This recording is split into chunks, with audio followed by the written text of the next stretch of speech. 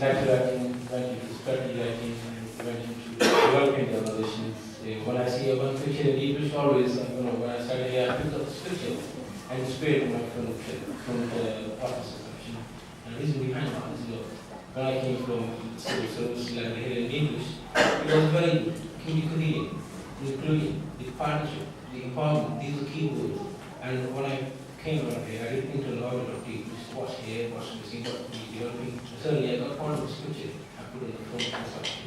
That was a lot more than a picture. It was including, it was empowerment, it was teamwork. So certainly, from one of the pictures, I can see the colleague, John Owen White, is ex-member of Parliament, ex-councillor, and dedicated to for the he was born in this area, raised in this area, and so I mean all of it.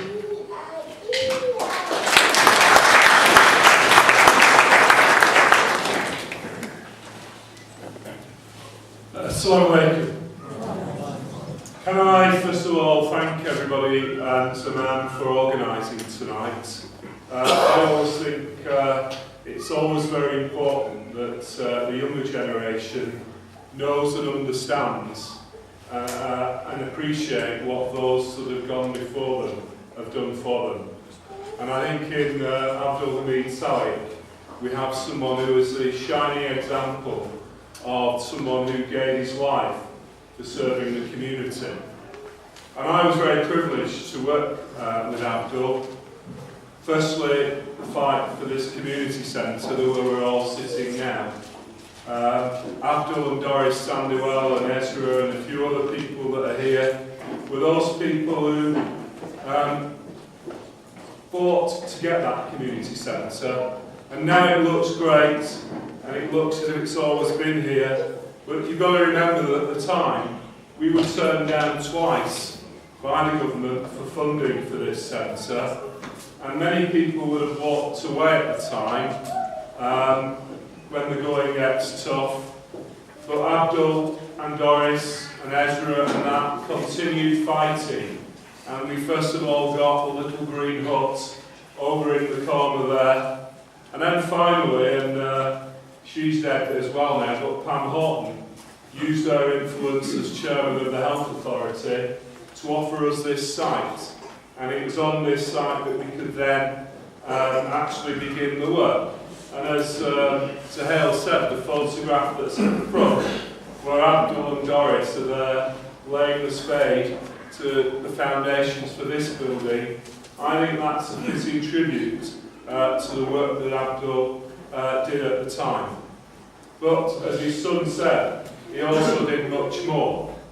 And I used to work with him on the CRE, and we seem again to have forgotten now what the CRE used to do to help many people who were new to this country settle and so on. Perhaps with what's going on with the English League, we may need to resurrect some of that. But Abdul was key to ensuring that in this area, in Deeplish, we didn't just talk about community cohesion, it was practice. And it was practiced in a way that anybody who came to him would get help.